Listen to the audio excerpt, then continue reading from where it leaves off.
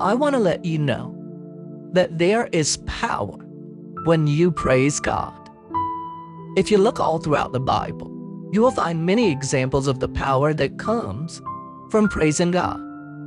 Now, I believe this to be the case because when we as Spirit-filled believers lift our hearts in faith and we praise the Lord, then His glory, His power, His presence comes down.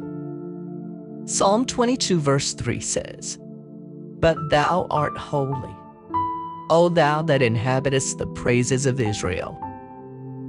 God inhabits the praise of His people. I find it extraordinary and incredibly uplifting because this means that God occupies, He lives in the praises of His people.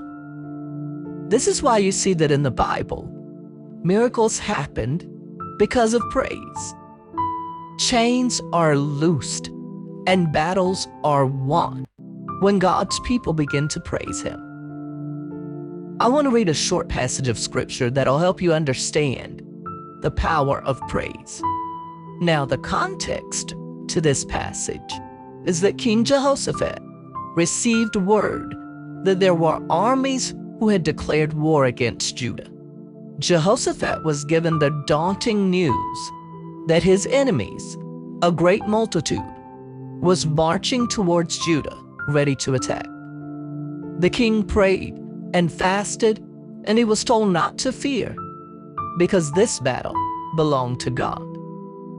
And so here's what happened, according to 2 Chronicles chapter 20, verses 20 through 23.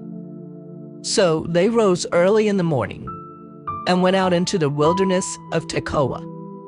And as they went out, Jehoshaphat stood and said, "Hear me, O Judah, and you inhabitants of Jerusalem. Believe in the Lord your God, and you shall be established. Believe His prophets, and you shall prosper." And when he had consulted with the people, he appointed those who should sing to the Lord, and who should praise the beauty of holiness, as they went out before the army, and were saying, "Praise the Lord, for His mercy endures forever." Now, when they began to sing and to praise, the Lord set ambushes against the people of Ammon, Moab, and Mount Seir, who had come against Judah, and they were defeated. For the people of Ammon and Moab stood up against the inhabitants of Mount Seir to utterly kill and destroy them. And when they had made an end of the inhabitants of Seir, they helped to destroy one another. Jehoshaphat didn't even have to fight. He chose to praise God. The Bible says, "Now when they began to sing and to praise, the Lord set ambushes against the people of Ammon, Moab, and Mount Seir, who had come against Judah, and they were defeated." Learn this lesson. When you praise the Lord, despite the danger you face, He will intervene. When you praise God despite your enemies coming against you, God will intervene. Now, it may not always be easy to praise. There will be days when we may not feel like it. There'll be moments when you're so up against it and you're struggling. But I can tell you that if only you can learn to praise the Lord with all your heart in those moments, you'll find Him to be a strong shelter during life's storms. You'll find Him to be more capable of halting and defeating your enemies than you could ever be. So hear me, people of God.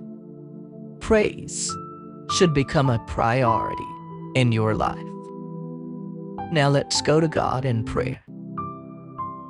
Lord Jesus, I praise You. I praise You for being faithful and for loving me. God, I thank You for Your consistency, because You're not like man. You don't change from one day to the next. You are the same yesterday, today, and forevermore. And I praise You for the battles that You fought on my behalf. I praise you, Father, for the protection that is upon my life. I praise you for the favor that you've placed over my life. I praise you for the grace and mercy that you've shown me. And Lord, I know that I don't deserve your love. I did nothing to deserve being loved by you, yet you love me still. And for that, God, I am so grateful.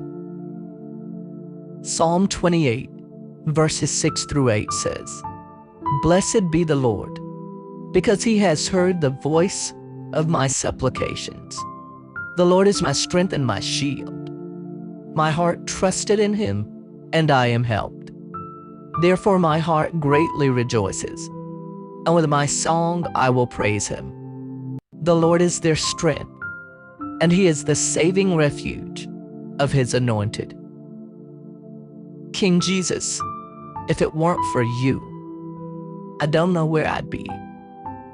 If it weren't for your wonderful sacrifice on Calvary, Lord, I don't know where I would be.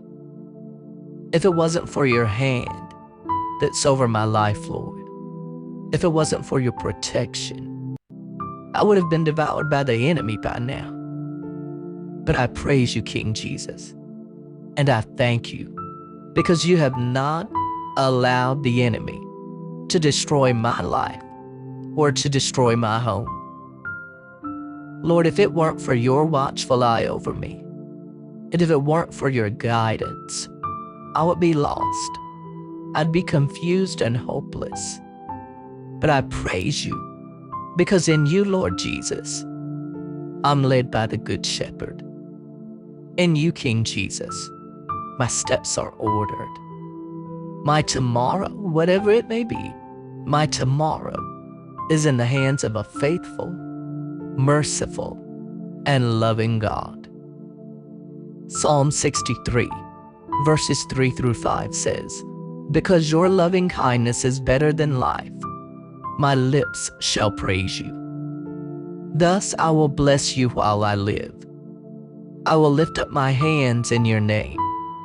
My soul shall be satisfied as with marrow and fatness, and my mouth shall praise you with joyful lips." Be praised, my God. I'll praise you with my whole heart, and I tell you that you're holy. You alone are righteous, Lord. There's none like you, King Jesus. There will never be any that comes close to you. You alone receive my adoration. You alone receive my praise, because you're almighty and you have no equal. Lord, I might not have all that I want, but I have all that I could ever need, and I have that in you.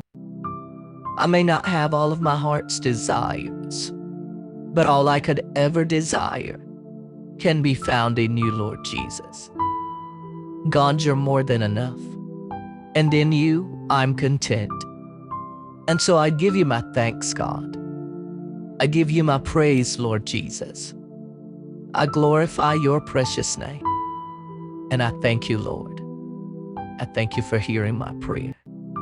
It's in Jesus' name that I pray this prayer. Amen.